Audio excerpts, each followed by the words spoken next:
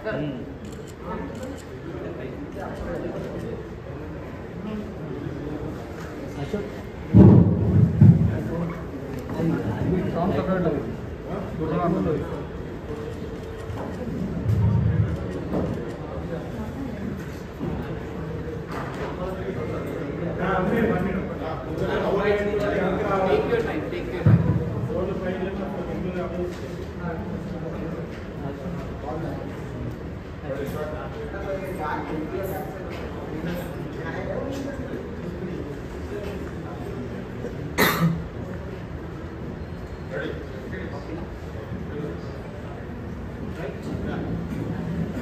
నమస్తే అండి. యావత్ తెలంగాణ అందరు మీడియా మిత్రులందరికీ ఇక్కడికి వచ్చినందుకు నా హృదయపూర్వక నమస్సుమాంజలి. Thank you so much. Not even Telangana, Telugu channel అన్నీ వచ్చాయని అనుకుంటున్నాను. ముఖ్యంగా ఈరోజు ఈ మీటింగ్ పెట్టడానికి, ఈ సమావేశం ఏర్పాటు చేయడానికి ముఖ్య ఉద్దేశం ఏంటంటే, గత చాలా రోజులుగా మేము ఇబ్బంది పడుతున్నా, అంటే మా శివశక్తులు కానీ, జోగినీలు కానీ, పోతమ్మలు కానీ, వీళ్ళందరూ ఎంత సమస్యాత్మకంగా సమస్యలు ఎదుర్కొంటున్నారంటే, ఒక ఉత్సవాలు, ఒక జాతరలు, మేము లేని జాతరలు ఉండేవి కాదు. ఒకప్పుడు మేము లేకుండా కూడా జాతరలు జరుపుకునే రోజులు వచ్చాయి. సరే ఫైన్, దానికి కూడా ఒక పద్ధతి అనేది ఉంటుంది. ఎందుకంటే మేము తరతరాలుగా, అంటే కొందరైతే వంశపారంపర్యంగా చేసేవాళ్ళు ఉంటారు, ఆచారంగా చేసేవాళ్ళు ఉంటారు, సిస్టమ్కి బలైన చేసేవాళ్ళు ఉంటారు. ఎందుకంటే జోగిని వ్యవస్థ అనేది దుర్మార్గం అని అందరికీ తెలుసు. కానీ మీరందరూ తెలుసుకోవాల్సిన విషయం ఏంటంటే, జోగిని వ్యవస్థ అనేది రెండు రకాలుగా ఉంది. ఒకటో రకం ఏంటంటే, దొరలు, పటేళ్ళు, పట్టువాళ్ళు వీళ్ళందరి చేతిలో బలి ఎక్స్ప్లోర్ అయ్యి వాళ్ళు వాళ్ళ జీవితాన్ని, అంటే ఇంట్లో 4 పిల్లలు పుడితే ఒక బిడ్డని దేవుడికి అంకితం చేస్తే ఆ మిగతా వాళ్ళ ఫ్యామిలీలు ఆ జోగిని వాళ్ళ ఉపాధి. ఆ జోగిని వాళ్ళ మగపిల్లలు కూడా పనిచేయరు. ఎందుకంటే వెలివేస్తారు వాళ్ళని. పెట్టగడ్డల మీద ఇల్లు కట్టుకొని ఉన్న జోగినీలు ఉంటారు. ఇప్పటికీ అన్టచబుల్స్గా వాళ్ళని ఇప్పటికీ కూడా చాలా కొనసాగుతున్నాయి. మీరు అంత అంటారు, ఇంత మెట్రోపాలిటన్ సిటీస్లో కూడా మనం మారుమూల గ్రామాల్లోకి వెళ్తే దళితుల బోనాలు లాస్ట్కి వస్తాయి. ఈ వివక్షత కూడా ఉంది ఊర్లలో. ఎందుకంటే ఈ బోనాలు, ఈ ఆషాఢ మాసం అమ్మవారికి సంబంధించిన ఇదన్నమాట. అయితే ముఖ్యంగా ఒకటి. రెండో రకం ఏంటంటే, మొదటి రకం ఎక్స్‌ప్లాయిటేషన్. అంటే ఒక ఊరికి, ఒక గ్రామానికి, ఆ గ్రామం బాగుండాలి, పంటలు పండాలి, వర్షాలు పడాలని ఆ జోగిని నగర వధువుగా, అంటే నగర వధువు అంటే అందరికీ పెళ్ళం, ఆమె దేవుడికి పెళ్ళం, అందరికీ పెళ్ళం, అట్లాంటి ఆచారం ఉండేది. అది నిర్మూలించడానికి మన ఎన్టీఆర్ గారు, నందమూరి తారక రామారావు గారు కృషి చేసి 1988లో దాన్ని చట్టం తెచ్చి ఇలా చెయ్యొద్దు అని చెప్పి, అప్పుడున్న కోమటిరెడ్డి జోషి గారు అండ్ హేమలత లవణం గారు, లవణం గారు వీళ్ళందరూ కృషి చేసి దాన్ని నిర్మూలించడానికి కొంతవరకు కాదు, చాలా వరకు కృషి చేశారు. దాని తర్వాత కూడా అది ఆగిపోలేదు. మీ అందరికీ తెలిసిన విషయమే, 2008-9లో నేను పెద్ద ఉద్యమమే చేశాను. జోగిని వ్యవస్థ, ఎక్స్‌ప్లాయిటేషన్ జోగిని వ్యవస్థని రద్దు చేయాలి అని. ఎందుకంటే మమ్మల్ని అప్పట్లో ప్రకటించారు. ఇంట్లో మాత్రమైనా, లేకపోతే ఆ మాటకి మా ఇంట్లో పిల్లలు బాగాలేదు, అమ్మవారు వచ్చింది, తట్టుపోసింది, వదిలేసి, అంటే గుడిలో వదిలేసి, బ్రతుకుతే మా బిడ్డ, లేకపోతే నీ బిడ్డ, బ్రతికిందంటే నీ మీద అంకితం చేస్తాము, చచ్చిందంటే సాగు చేస్తామని బిడ్డలు కూడా అలాంటి జోగినీలు, దేవదాసులు, బసిగినీలు, పార్వతమ్మలు చాలా మంది ఉన్నారు. వాళ్ళందరూ ఒక నాణానికి ఒకవైపు అయితే, ఇంకొక వైపు ఏంటంటే ఆ జోగిని వ్యవస్థలో ఉన్నవాళ్ళు కల్చర్ రిప్రజెంటేటివ్స్గా కూడా కొందరు ఉన్నారు. అంటే మీరు అంటే దాంట్లో మేము కూడా ఉన్నాం బాధ్యులు. ఎందుకంటే జోగిని వ్యవస్థని నిర్మూలించమన్నాం, కానీ వాళ్ళకి నిర్మూలించాక తగిన చర్య తీసుకోవడానికి ఎవరు కూడా కృషి చేయలేకపోయారు. అది దౌర్భాగ్యం, అది రాంగ్ అని తెలుసు, మాకు తెలుసు, మీకు తెలుసు. అది చట్టం నిర్మూలించాలని అనుకున్నాం. బట్ అందులో మగ్గిపోతున్న వాళ్ళకి, ఆల్రెడీ ఎక్స్‌ప్లాయిట్ అయిన వాళ్ళకి, లేకపోతే అదే జీవితం. ఇప్పుడు నాకు ఒక 40 years అండి. 40 yearsలో 32 years నుంచి నేను అమ్మవారి సేవలు చేశాను. ఏం చేయాలి నేను ఇంకా? దీని తర్వాత ఏం చేయాలి? ఏం చేసి బతకాలి, గవర్నమెంట్ జాబ్స్ ఇస్తారా? ఇది ఎట్లా ఉందంటే అప్పట్లో శవాల ముందు ఆడేవాళ్ళు జోగినీలు. శవాల ముందు అది కూడా బ్యాన్ చేశారు కదా, బ్యాన్ చెయ్యాలి, ఓకే, అదొక కల్చర్ ఉండేది, దాన్ని బ్యాన్ చేశారు. మన తెలంగాణ గడ్డ మీద రెండు ఫెస్టివల్స్ ఉన్నాయి, ఒకటి బోనాలు, ఒకటి బతుకమ్మ. బతుకమ్మ ఇట్స్ చాలా లాస్ట్ అండి, అది నవాబుల కాలం నుంచి వచ్చింది. కానీ ఈ బోనాలు అనేది దేవాన దేవతలు ఎల్లరను కాసి ఎల్లమ్మ తల్లి బోనం చేసిన చరిత్ర మనకు ఉంది. చరిత్ర కళాకారులు ఉన్నారు, బొగ్గు కళాకారులు ఇప్పటికీ ఆ చరిత్రను, అంటే మీరు వెనక బడుగు బలహీన వర్గాల దేవతలండి పోషమ్మలు, మైసమ్మలు. మా పోషమ్మ మైసమ్మలను కూడా మమ్మల్ని దూరం చేసి మీరు యంత్రాలు పెట్టి విగ్రహ ప్రతిష్ఠ చేసే విగ్రహం ఎక్కడిదండి? విగ్రహం ఎక్కడిది? విగ్రహాలన్నీ తర్వాత వచ్చినాయి, మీ ఇష్టంగా మీరు రూపాన్ని పెంచుకున్నారు. పోషమ్మ గుళ్ళల్లో, మైసమ్మ గుళ్ళల్లో ఆకారం లేదు. ఒక రాయిని, పవిత్రమైన నేల తొక్కని మట్టి, ఎవరు ఆ అడుగు పెట్టని, చంటి బిడ్డ దగ్గర నుంచి ఎప్పుడు కూడా అడుగు పెట్టని ఆ నేల మీద, ఆ రాయి మీద అడుగు పెట్టని రాయిని తీసుకొచ్చి కడిగి శుద్ధి చేసి, దానికి రూపం ఉండదు, ఆకారం ఉండదు, అష్టవంకర్లు ఉంటాయి. దానికే పోషమ్మ బొట్లని నిండా బొట్లు పెట్టి బోనాలు చేసేవాళ్ళు. ఇప్పటికీ కూడా అలాంటివి ఉన్నాయి. దౌర్భాగ్యం ఏంటంటే ఇందులో వ్యవస్థని కూడా మన గ్రామాలు, మన ఊర్లు, మన వాళ్ళు కూడా బొట్టు బోనానికి దూరం అయిపోయాం కదా. పోషమ్మ బొట్టు దగ్గర వైష్ణవ సాంప్రదాయం ఏంటండి? అర్చకత్వం ఏంటండి? వైష్ణవం ఎక్కడి నుంచి వచ్చింది? పోషమ్మ మైసమ్మలకు కోళ్ళు వస్తారు, గొర్రెలు వస్తారు, జంతు బలులు అంటారు, నిషేధం అంటారు, ఓకే. కానీ ఇప్పటి నుంచి కాదు కదా. నేను నాన్ వెజ్ తింటానండి, నేనేం తింటే అది పెడతాను అమ్మవారికి. మాకు వైష్ణవం కాకుండా శైవంలో మేమేం తింటే ఎగిలి ముద్ద కూడా తీసి పెట్టే ప్రతిథి ఉంది ఒకటి. భక్త కన్నప్ప ఏం చేస్తాడు మీకు అందరికీ తెలిసే, కాలు పెట్టి కన్ను పెట్టాడు. ఈ భక్తిలో, శైవంలో భక్తి అపారమైనది. మీరు కాశీకి వెళ్ళి చూస్తే అది తెలుస్తుంది, అర్థమవుతుంది. శ్మశానంలో ఉండే శివుడిని పూజ చేసే వాళ్ళం మేము. వైష్ణవ సాంప్రదాయంలో, వైష్ణవత్వంలో నేను తప్పు అనట్లేదు, కానీ వై దిస్ ఎక్స్‌ప్లాయిటేషన్? నేను ఫస్ట్ మా మీద ఎక్స్‌ప్లాయిటేషన్ కాదు, సిస్టమ్ ఎక్స్‌ప్లాయిట్ ఎక్కడి నుంచి అయిందో అని స్టార్ట్ చేస్తున్నాను. సిస్టమ్ ఎక్కడి నుంచి ఎక్స్‌ప్లాయిట్ అయింది? పోషమ్మని, మైసమ్మని కూర్చోబెట్టి, అందులో ఎదురు పెట్టి, ఒక అర్చకుని పెట్టి, మేము అన్టచబుల్స్ అయినాం కదా. అప్పుడు మేము అన్టచబుల్స్ అయినాం కదా, అందరినీ దళితులను చేశారు కదా. మరి అన్ని కులాల వాళ్ళు బయటనే ఉండి బోనం బొట్టు పెడతారు కదా. ఒకప్పుడు మా చేతులతో అమ్మవారికి సాకపోసి, బొట్టు పెట్టి, చీర పెట్టి, సార పెట్టి మేము చేసుకునేవాళ్ళం. ఇప్పుడు అది లేదు. మహాకాళి టెంపుల్ దగ్గర జంతు బలి అయ్యేవి కాదా ఒకప్పట్లో?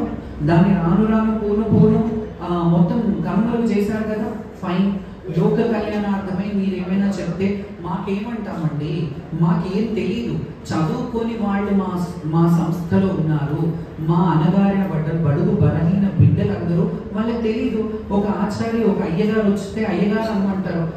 ఒక ఆయన మొన్న మధ్య ఒక టెంపుల్కి వెళ్తే, అయ్యగారు మీరు జరగండి, అయ్యగారిని ఎందుకు ఇలా అంటున్నారంటే, అయ్యగారు అనొద్దు, నువ్వు అయ్యగారివి కాదు, మా నాన్నవి కాదు, పంతులయ్యవి అని గర్భగుడిలో ఒక పంతుల్ని దూషించడం విన్నాను. చాలా శభాష్ అనిపించింది. ఎందుకంటే కరెక్ట్ అది. ఎవరికి అయ్యగారు? అయ్యగారు అంటే ప్రేమగా అయ్యగారు అనడం. ఇది బ్రాహ్మణత్వానికి లేకపోతే అన్టచబుల్కి అయ్యే గొడవ కాదండి. మధ్యలో సిస్టమ్, ఈ రాజకీయ నాయకులు పురుముతున్న బురద ఇది. రాజకీయ నాయకులు, అలాగే ఎక్కువ తక్కువ కులం, ఎక్కువ తక్కువ కులం వాళ్ళు చేస్తున్నది. ఎందుకంటే అమ్మవారి బోనం చేస్తే కుమ్మరన్న కొండరిస్తాడు, గౌడన్న కళ్ళు తీస్తాడు, సాకలోళ్ళు బలిజలుతారు, బలిగంప వస్తుంది, మేదలోళ్ళు చాట తెస్తారు, చాట వైనం తెస్తారు, పోతరాజన్న పోతన్న గావు పడతాడు. ఇంత పెద్ద కల్చర్ ఎక్కడుంది? మాదిగలు డప్పు చప్పుడు లేని అమ్మవారు బయటికి కదలదు. ఇన్ని కులాలు, కంసాలి పుస్తే చేస్తారు, అమ్మవారి నగలు చేస్తారు. ఇన్ని కులాలు, మాకు లేని బాధ ఎందుకు? కుల వర్గీకరణ మీద, మత వర్గీకరణ మీద మమ్మల్ని ఎందుకు అట్లా చేస్తున్నారు? మా శివశక్తులకి కులం, మతం ఏముండదు.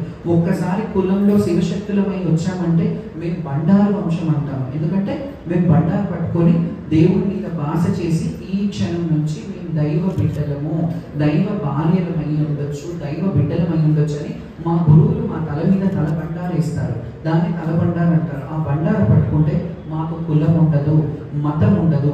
నేను ఒక సన్యాసి జీవితం అంటే మాది సన్యాసి జీవితం. ఎందుకు మీరు కులాల మతాలు అడ్డు పెడుతున్నారు? దానికి ఒక ఉదాహరణ చెప్తాను.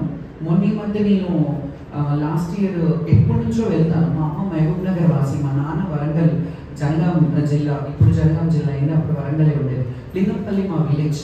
నేను వాళ్ళిద్దరూ మా ఇద్దరు తల్లిది తండ్రిది ఇంటర్ క్యాస్ట్ మ్యారేజ్. మా నాన్న బ్యాక్వర్డ్ క్యాస్ట్, మా అమ్మ అప్పర్ క్యాస్ట్. కానీ పెళ్లి చేసుకున్నా. ఏ రోజు నా మీద బురద అంటనివ్వలేదు. ఏ రోజు ఆ ఎక్కువ తక్కువ చూపించకుండా పెంచారు. ఎస్, మేము అందరు కావాలి. మా సన్యాసి జీవితం అంటే ఒక జోగిని అంటే 10 మంది బాగుకోరేది. అందులో సర్వే జన సుఖినో భవంతు అనే చరిత్రలో ఎందుకుంది? ఓన్లీ హిందువులే సుఖినో భవంతు. సో కాల్డ్ మన సనాతనీయులు అందరికీ మీకు ఒక శనార్థులు. నిజంగా చెప్తున్నాను, నేను ఒక దర్గాకి వెళ్తే నన్ను ఎంత ట్రోల్ చేశారంటే, మా అమ్మ ఉనికి మహబూబ్ నగర్ జిల్లా వాసి కాబట్టి పీర్ల పండుగ మహబూబ్ నగర్లో బీ ఫాతిమమ్మ ఆలం ఉంటుంది. అక్కడ చాలా పెద్ద ఎత్తున, తెలంగాణలో పెద్ద ఎత్తున అక్కడ బీ ఫాతిమమ్మ అలావా జరుగుతుంది. అక్కడికి మమ్మల్ని చిన్నప్పుడు తీసుకెళ్లేవారు. ఇక్కడ హైదరాబాద్కి వచ్చినాక ఎక్కడ ఎంత వసతి ఉంటుందో అక్కడికి వెళ్ళి మేము అక్కడ కూడా అంటే ప్రతి దేవుడు కావాలంటే మేము క్రిస్టియానిటీని నమ్ముతాము, ముస్లింని నమ్ముతాము, హిందువుని నమ్ముతాము. మాకు మత విద్వేషాలు, మత కల్లోలాలు లేవు. సనాతని నువ్వు గుడికి వెళ్ళావా, నువ్వు దర్గాకి వెళ్ళావా, అయితే నువ్వు నీచురాలి, నువ్వు భ్రష్టు పట్టించావు, సిస్టమ్ని భ్రష్టు. ఏందన్నా ఎక్కడికి తీసుకుపోతున్నారన్నా మమ్మల్ని? మాకెందుకన్నా మీ కులాలు మతాలు మాకెందుకు? మాకు అవసరం లేదు. మేము ఒక పూట అన్నం పెట్టమని మీ దగ్గర అడగట్లేదే. మేము భిక్షాటన చేసే పరిస్థితి నుంచి ఈరోజు మంచిగా చదువుకొని గవర్నమెంట్ జాబ్స్ ఉన్న వాళ్ళు ఉన్నారు, మంచిగా చదువుకొని మంచి రంగాల్లో ఉన్న వాళ్ళు ఉన్నారు. అందులో కూడా కొంతమంది ట్రాన్స్జెండర్స్ ఉన్నారు, కొంతమంది శివశక్తులు ఉన్నారు, మంచిగా చదువుకొని ఎడ్యుకేటెడ్ పీపుల్స్ ఉన్నారు. మీకు తెలియదా నేను ఎన్నేళ్ళ నుంచి మాకెందుకన్నా ఈ మతాలు, మాకెందుకు ఈ కులాలు, మాకెందుకు ఈ అన్టచబిలిటీస్ అంటగడుతున్నారు? నేను ఇన్నేళ్ళుగా ఇవన్నీ పక్కన పెడితే అసలు విషయం చెప్తాను. మేము మొన్న ఎల్లమ్మ కళ్యాణానికి వెళ్ళడం జరిగింది. అక్కడ నన్ను 40 నిమిషాలు చుట్టూరుగా తిప్పేశారు. ఇక్కడ కాదు గ్రీన్ లైన్స్కి వెళ్ళమన్నారు. గ్రీన్ లైన్ నుంచి నేను మళ్ళీ బేగంపేటకి వెళ్ళమన్నారు. బేగంపేట నుంచి లేదు, ఇక్కడ నుంచి వే కాదు మేడం, మీరు కింది నుంచి వెళ్ళాలన్నారు. బేగంపేట కట్టమేసమ్మ గుడికి బల్కంపేట ఎల్లమ్మ గుడికి ఎంత డిస్టెన్స్ ఉంటుందన్నా? ఎంత డిస్టెన్స్ ఉంటుంది? నేను ఎట్లా నడుచుకుంటూ వెళ్తా? రోడ్డు మీద జనము అందరూ ఎగబడుతుంటారు. ఆ అమ్మవారి వస్త్రాలు, పట్టు వస్త్రాలు, తలప్రాలు అన్నీ తీసుకొని వెళ్తున్నాను. ఇక్కడ కనీసం పోలీస్ వాళ్ళకి తెలీదా ఎవరు ఈమె? తెలుసు కదా. సిస్టమ్ని ఎందుకు అట్లా మీరు ప్రిపేర్ చేసి పెడుతున్నారు? ఎందుకు అట్లా? దేవాలయాలు కూడా అంటాను నేను, ఎందుకంటే వాళ్ళకి తెలీదా దేవాలయాలు నుంచి? బల్కంపేట ఎల్లమ్మ గుడిలో ఎవరి వంశస్థులు పూజ చేస్తున్నారు ఇప్పుడు? గౌడ్స్ కదా అక్కడ చేసేది. మీరు ఎల్లమ్మకి ఎల్లమ్మను కాసే ఎల్లమ్మ, బల్కంపేటలో వెలిసిన బాయిలో వెలిసిన బంగారు ఎల్లమ్మ. చరిత్రలో మీరు చూసుకున్నట్టయితే అమ్మవారి కళ్యాణము అర్చకులు చేసేవాడు కాదు. మేము మా శివశక్తులు, గణాదులు, చౌనియాదయ్య అనే ఒక కుటుంబ సభ్యులు ఉండేవాళ్ళు. వాళ్ళకు ఒక ఆచారం ఇప్పటికీ, వాళ్ళకి దేవస్థానం తరఫున వాళ్ళకు ఒక ఆచారం చీరా సారే పూతలు. ఎందుకు? చరిత్ర నుంచి వాళ్ళు కొనసాగిస్తున్నారు కాబట్టి. అది రాగానే ఏం చేశారంటే, ముందు మీరు కళ్యాణము శాస్త్ర ప్రకారాలు అవన్నీ చేస్తున్నారు, ఎదకాలో పట్టాలు వేసుకుంటున్నారు. పట్టం వేసేది గుళ్ళో వేసేవాళ్ళు అప్పట్లో. మేము చిన్న ఉన్నప్పుడు గర్భగుడిలో ఆ గుడి బయట ప్రాంగణంలో అక్కడ పట్టం దొక్కి గుళ్ళోకి వెళ్ళి దర్శనం చేసుకునేవాళ్ళు. రైట్, మీకు ప్లేస్ లేదు, అక్కడ బయట వేపిస్తారు. కానీ మరీ దారుణంగా గుడికే సంబంధం లేని ప్లేస్లో అక్కడ పట్టాలు వేయించుకోవాలంటే శివశక్తులు అందరూ ఎక్కడ తీసుకెళ్తున్నారు సనాతన ఉనికిని? సనాతనంలో వైష్ణవం ఎప్పటి నుంచి ఉందో శైవం కూడా అలాగే ఉంటుంది. నానానికి వైష్ణవం ఏంటో ఇంకోవైపు శైవం కూడా ఉంది. కాబట్టి మీ వైష్ణవ సాంప్రదాయంలో శిలాశాసనాలు లిఖితపూర్వకంగా భద్రపరుచున్నాయేమో, కానీ మా చదువురాని వాళ్ళు, బడుగు బలహీన వర్గాలకి చదువు రాదు కాబట్టి చెక్కారు.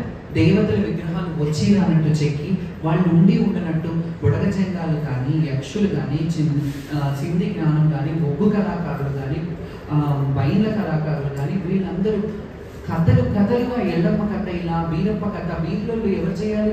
వీరప్ప పండగ వీరులు చేయాలి. మల్లన్న స్వామికి ఎవరు చేయాలి? మల్లన్న స్వామి. మేము మల్లన్న అనుకుంటాం, మా మల్లన్న, ఎందుకంటే మా అన్న కాబట్టి. అట్లా ఉంటే మల్లికార్జున స్వామి అని చేశారు. రైట్, మీరు ఏది చేసినా మీరు రాను దాన్ని మొత్తం భ్రష్టు పట్టించే విధంగా ఈరోజు వేలాది మంది, లక్షలాది మంది వెళ్ళే కొమరవెల్లి జాతరలో బయట ఒగ్గు కళాకారులు బయట పటమిస్తారు, లోపల మాత్రం వేరే పూజలు జరుగుతుంటాయి. అక్కడ బండారంతో బాసంతి మాడింది ఆయన. మల్లన్న స్వామికి బండారం అంటే ప్రీతికరం. అది తీసేశారు, విభూతి పూస్తున్నారు.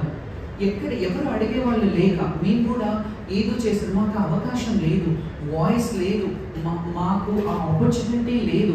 ఇప్పుడు అంతో కొంచెం యుద్ధం చేయాలి. ఒక పెద్ద యుద్ధమే చేస్తున్నాను నేను శాశ్వతం కాదు కానీ సిస్టమ్ని శాశ్వతంగా పెట్టాలి. నేను అన్నాను కదా, ఎక్స్‌ప్లాయిటేషన్ ఒక విధంగా ఉంటే కల్చర్ రిప్రజెంటేషన్ ఒక విధంగా ఉంది. మేము కల్చర్ రిప్రజెంటేషన్ ఎంచుకున్నాం. ఆ కల్చర్ రిప్రజెంటేషన్ మేము మా ఉనికి, మా బోనాల కల్చర్. కేసీఆర్ గారు దీన్ని స్టేట్ ఫెస్టివల్ చేశారు. అంతో ఇంతో కొంతవరకు బాగానే ఉంది, బాగానే చేశారు. ఆయన గవర్నమెంట్ కూడా మమ్మల్ని బాగా చూసిందని కాదు, వాళ్ళు కూడా మమ్మల్ని ఇబ్బంది పెట్టారు. బట్ అట్లీస్ట్ వాళ్ళు సమీక్ష చేసి మంత్రి తలసాని శ్రీనివాస్ యాదవ్ గారు నెక్స్ట్ డే ఏమైందమ్మా మేము వెళ్ళి ఎల్లమ్మగుడి ముందు ధర్నా చేస్తే ఏమైందమ్మా మీరు రండి, మీ సమస్య ఏంటి అదేనని క్యూ లైన్ ఏర్పాటు చేసి కొన్ని పాస్లు ఇచ్చి మీకు ఏం కావాలి అని చూసుకొని చెప్పారు. అంతవరకు బాగానే ఉంది. దాని తర్వాత వాళ్ళ సిస్టమ్ని ఎట్లా డీవియేట్ అంటే వాళ్ళ వరకు వాళ్ళు చేసేసారు. రాజకీయ పార్టీ అయిపోయింది, ఇప్పుడు కొత్త రాజకీయ పార్టీ వచ్చింది. ఎవరైతే కేసీఆర్ గారిని నేను తిట్టాను, శపించాను అని నన్ను బాగా ట్రోల్ చేశారో అందులో అదర్ పార్టీసే ఉన్నాయి. వేరే పార్టీస్ బీజేపీ, కాంగ్రెస్ వీళ్ళందరూ చేశారు. మరి ఇప్పుడు కాంగ్రెస్ వాళ్ళకి తెలియదా? నేను ఇట్లా రోడ్డు మీద మీ ఆడపడుచు, మీ రాష్ట్రంకి ఒక ఆడపడుచు మన రాజు బాగుండాలని జోగినీలు చేస్తారు. జోగినీలకు వంశ అభివృద్ధి ఉండదు. మాకు వంశాభివృద్ధి మా పిల్లలు, మా మొగుళ్ళు వీళ్ళందరూ చెయ్యరు. మేము ఊపిరున్నంత వరకు అమ్మవారి సేవ చేశాక మా తదనంతరం మా వంశం ఎలా ఉంటుందంటే ఎవరైనా మమ్మల్ని కోరుకొని గురువులుగా భావించి వాళ్ళ గురువులు మమ్మల్ని అమ్మని గురువుగా అనుకుంటున్నా, మంచైనా చెడ్డైనా ఒక పట్టణ అన్నం పెడుతుంది ఆమె ఎంబటి ఉంటే అని మా ఎంబటి ఉండి బతికే వాళ్ళు, జీవనోపాధి గడిపే వాళ్ళు చాలా ఉంటారు. మాకు సేవ చేసుకుంటున్నాం, మంచో చెట్టో చేసుకుని. ఎందుకంటే వాళ్ళ ఫ్యామిలీలో వాళ్ళు వేలేస్తారు. ఈ రోజుల్లో అయితే చాలా మంది ఇప్పుడు కొంత మారింది కానీ జోగినీలన్నా శివశక్తులన్నా వాళ్ళ ఇంట్లో నుంచి బహిష్కరించే పని అయ్యేది. ఎందుకంటే ఇళ్లలోకి కానీ ఇప్పటికీ కూడా కన్న కుటుంబానికి దూరమైన చాలా మంది శివశక్తులు కానీ, ట్రాన్స్జెండర్స్ కానీ, జోగినీలు కానీ చాలా మంది ఉన్నారు. వీళ్ళందరి తరఫున బిహాఫ్ మాట్లాడడానికి ఒక వేదిక, ఒక ఇది కావాలి. ఎందుకంటే నేను సిస్టమ్ డీవియేట్ కావద్దని ఓన్లీ శివశక్తులది, జోగినీలది మాత్రమే మాట్లాడుతున్నాను. Because we are exploited. అది సిస్టమ్ చేసిందా, ప్రకృతి చేసిందా, లేకపోతే మేమే అంటే ప్రకృతికి లేకపోతే సమాజానికి బాగా చిన్న చూపు అయిపోయి మేము మా రాతలో బాలేక మేము ఇలా ఉన్నామో తెలియదు. కానీ ఈ రోజు మా దాంట్లో కూడా చాలా మంచి 10 మందికి సేవ చేసేవాళ్ళు ఉన్నారు. పిల్లలని దత్తకి తీసుకుని వాళ్ళకి జీవనోపాధి కల్పించే వాళ్ళని చదువులు చదివిస్తున్న వాళ్ళు ఉన్నారు. చాలా మంది వృద్ధులైపోయి ఉన్న వాళ్ళు, వాళ్ళకి రేషన్ మంచి చెడ్డ చూసుకునే వాళ్ళు ఉన్నారు. చాలా మందికి కూడా కంటి ఆపరేషన్లు చేయించాము. జోగినీ సిస్టమ్ మీద హెల్త్ ఇది తీసుకెళ్ళి మా సొంత ఖర్చులతో చేశాను. నేను ఏ రోజు కూడా సహాయ జోగినీస్ వెల్ఫేర్ అసోసియేషన్ అని పెట్టి ఏ రోజు కూడా నేను ఒక రూపాయి తీసుకోకుండా, ప్రభుత్వాలు ఎన్నైనా ఉండొచ్చు, ఎన్నైనా కిరణ్ కుమార్ రెడ్డి గారు ఉన్నప్పుడు కూడా ఈ ఇష్యూ జరిగింది. 2010లో జోగినీ వ్యవస్థను నిర్మూలించినప్పుడు వాళ్ళ పిల్లలకి గౌరవప్రదమైన జీవితాన్ని కల్పించాలి అని హ్యూమన్ రైట్స్ కమిషన్లో నేను వేశాను. ఈ రోజు మనం చూసినట్టయితే దురాచారానికి, దుర్భరమైన జీవితం గడిపే జోగినీలు ఎవరు కనిపించరు.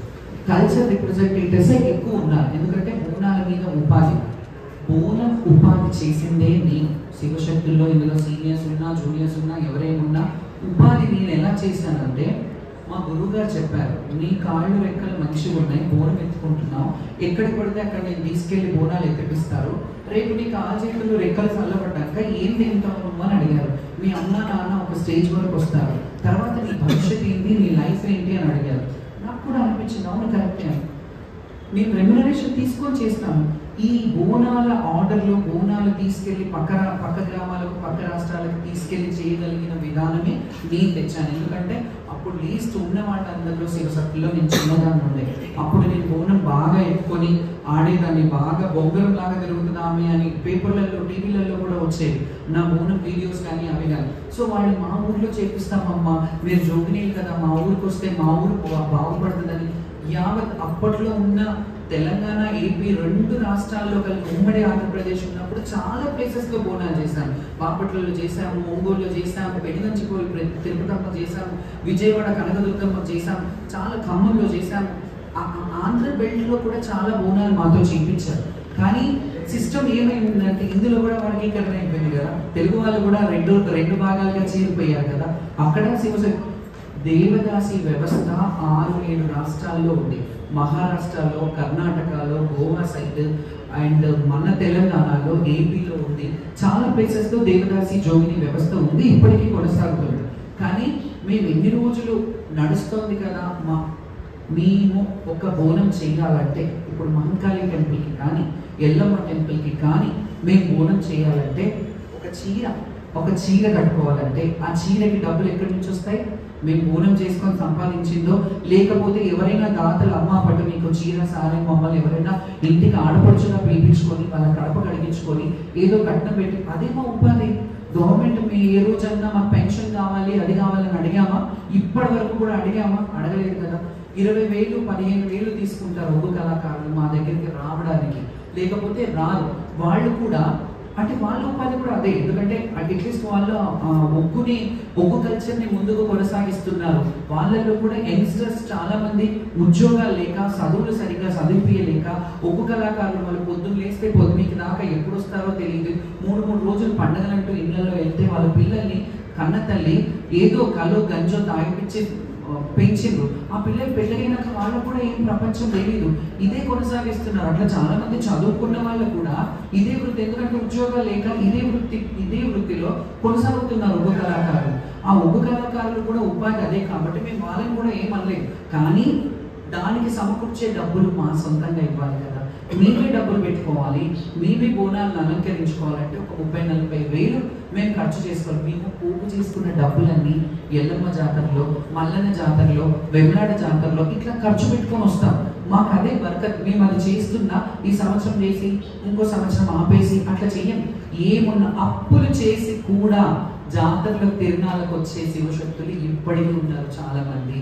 మీరు చూడొచ్చు, ఎందుకంటే అది ఆనవాయితీ. మాకు అదే తెలుసండి. మా పేరెంట్స్ మాకు నేర్పించింది ఆనవాయితీ. ఇది ఇట్లా చేయాలి బిడ్డ, చేయకపోతే అరిష్టం. మీరు శాస్త్ర పూజలు ఇది చేస్తే అరిష్టం, అది చేస్తే అరిష్టం అని ఎలా అయితే అంటారో మాకు కూడా చెప్పారు. బోనం పెట్టు బిడ్డ, మనకు అన్నమిస్తుంది కదా అమ్మవారు. తొలకరి పంట, ఆ పంట చేయికి వచ్చినాక ఆ పంట బియ్యం తీసుకుపోయి తొలి ఏకాదశి రోజు, తెలంగాణలో తొలి ఏకాదశి అనేది మేకలు కోళ్ళను కోసుకొని తినే కల్చర్ తెలంగాణది కాదంటారా? ప్రతి ఒక్క తెలంగాణ యువత చూస్తున్నారు, పెద్ద మనుషులు చూస్తున్నారు, సీనియర్స్ చూస్తున్నారు. తెలంగాణ జిల్లాలో ఈ రోజు అంగరంగ వైభవంగా తొలి ఏకాదశి రేపు రోజు ఇవాళ నుంచి రేపటి వరకు చేసుకుంటారు. మాకు అదే తెలుసు. తొలి ఏకాదశి అంటే పండగ అంటే ఆ ధాన్యం వండుకుంటాము. ఆ తొలిగా వచ్చిన ఏదైతే ఉంటుందో, ఏ పంట వచ్చినా పాడి వచ్చినా ఏది వచ్చినా అమ్మవారికి సమర్పించి అదే నైవేద్యంగా స్వీకరించి అప్పుడు అమ్ముకోవడానికి కళాల నుంచి అది తీసేవాడు. అది ఒక కల్చర్. ఇప్పటికీ మీరు తెలంగాణ జిల్లాలో చూడండి తొలి ఏకాదశి రోజు.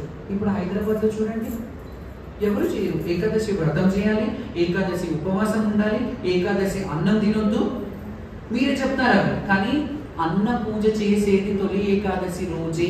అన్నానికి వడ్లు తెచ్చి ధాన్యం పోసేది తొలి ఏకాదశి రోజే. శాఖ అంబరి అని మీరు ఈ రోజు చేస్తున్నారు కదా.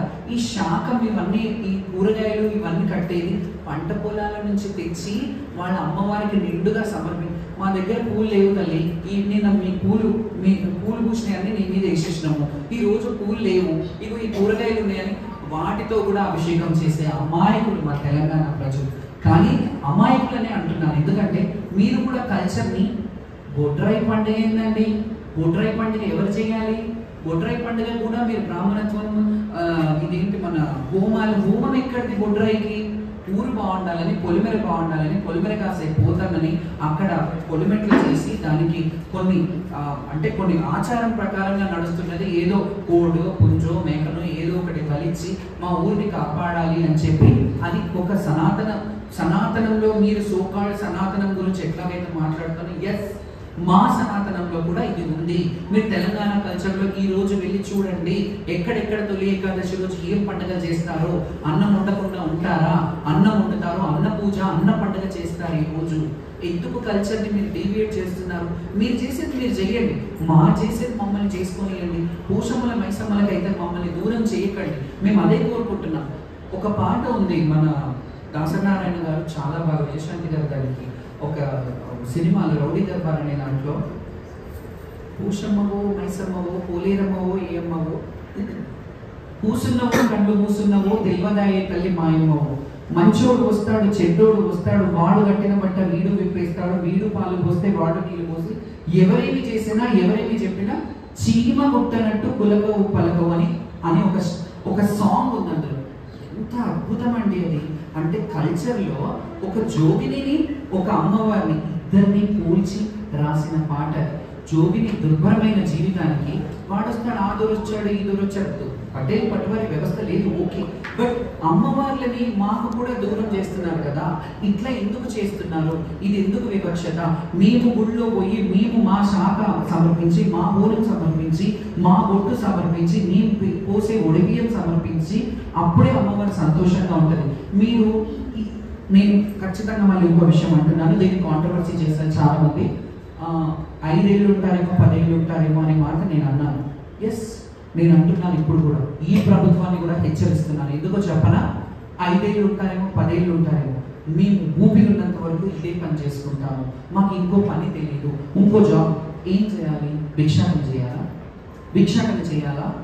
అక్కడి నుంచే కదా చదువుకున్నా, లేకపోతే 10 మందికి ఉపాధి ఇవ్వాలనో, ఒకరి పూల ఉద్యోగంలో, ఒకరి పాల ఉద్యోగంలో, ఇంకొకరు ఏదో జోగిని పిల్లలు కానీ శివశక్తులు కానీ ఏదో ఒక పార్ట్ టైం జాబ్ చేసుకొని మిగతా దేవుడు సేవ చేసుకుంటున్న వాళ్ళు చాలా మంది ఉన్నారు.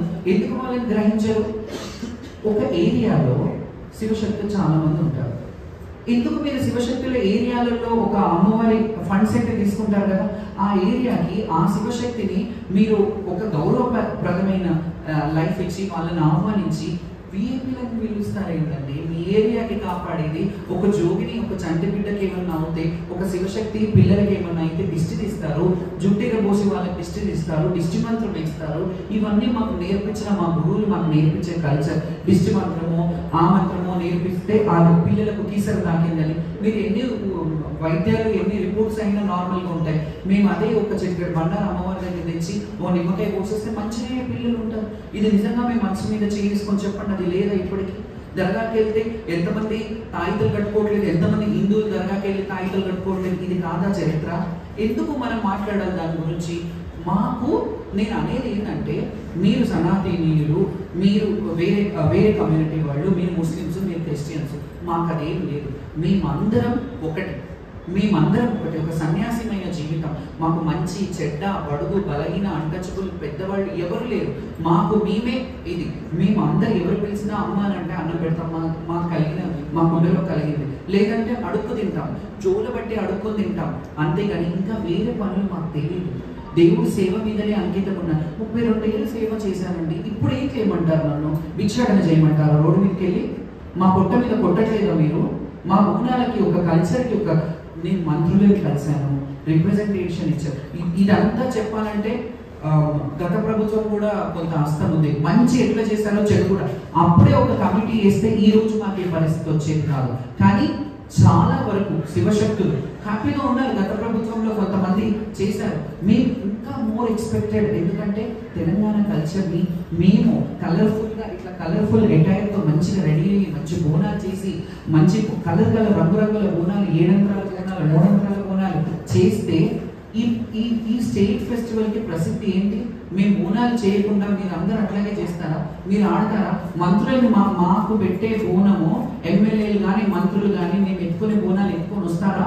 మాలాగా ఆడుకుంటూ రాగలుగుతారా? మీరు చేయగలుగుతారా? ఎందుకు మాకు ఒక లైన్ని మేము అడుగుతున్నాం? డబ్బులు అడుగుతున్నామా? మాకు ఇది లేదు, ఇది కావాలంటున్నామా? గుడిలోకి బోనం ఎక్కియడానికి వస్తున్నాం, మమ్మల్ని అడ్డుకోకండి, మాకు ఒక ప్రత్యేకమైన లైన్ ఏర్పాటు చేయండి అని అడుగుతున్నాం. ఇంత దౌర్భాగ్యానికి తీసుకెళ్తున్నామా? మనం ఎక్కడ పోతుంది మన రాష్ట్రం? ఎక్కడికి వెళ్తున్నాం మనం? ఎందుకు ఈ వివక్షత?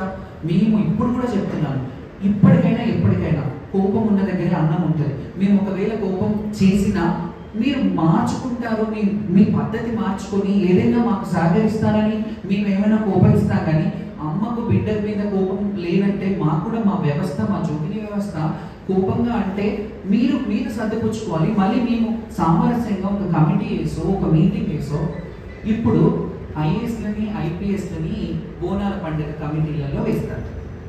ఐఏఎస్ ఐపీఎస్లకు ఏం తెలుసు అండి? బోనాల గురించి ఏం తెలుసు? బోనం అందరు ఐఏఎస్ ఐపీఎస్లను పిలవండి, వాళ్ళకి బోనాలు ఇవ్వండి, బోనం ఉదయమనండి, మాలాగా బోనం పెట్టమనండి, ఏం చేస్తారు? చేయమనండి, వాళ్ళని చూస్తాం. వాళ్ళకి తెలియదండి. వాళ్ళని కమిటీలో వేస్తే వాళ్ళని ఒక పోతంగలని ఒక కార్యక్రమ నిర్వాహకులు ఉంటారు కదా, చాలా మంది ఓల్డ్ సిటీలో కానీ సిటీలో కానీ లష్కర్లో కానీ మన తెలంగాణ అంటేనే హైదరాబాద్తో అవినాభావసం. హైదరాబాద్ ఒక హెరిడిటరీ మనకి. ఈ కల్చర్లో ఉన్న వాళ్ళు చాలా మంది శివశక్తులు ఇక్కడ వాళ్ళు ఫెమిలియర్. లైక్ ఎట్లాగైతే మీరు రాష్ట్ర మంత్రులు కానీ ముఖ్యమంత్రులు కానీ ఒక హెడ్ ఆఫీస్ ఎలాగైతే మనకి ఇక్కడ హైదరాబాద్లో ఉందో, శివశక్తులు కూడా ఫెమిలియర్గా ఉన్న వాళ్ళు చాలా మంది హైదరాబాద్లోనే ఉన్నారు. ఎందుకంటే ఈ హైదరాబాద్కి మంత్రుల కల్చర్, ఎమ్మెల్యేల కల్చర్, ఈ లీడర్ల కల్చర్ ఉండడం వల్ల అదే ఒక దౌర్భాగ్యం చెప్పాలంటే. మాకు అది దగ్గరగా ఉండడం వల్ల, కలిసే విధానం ఉండడం వల్ల కొంతవరకు డెవలప్ చేసుకోగలిగారు. అట్లానే నేను ఎవరు చేయలేదు అనలేదు. గతంలో చాలా మంది ఎమ్మెల్యేలు, చాలా మంది మంత్రులు గుడులు కట్టించారు. పెద్దమ్మ గుడి జనార్దన్ అన్న కట్టించలేదా?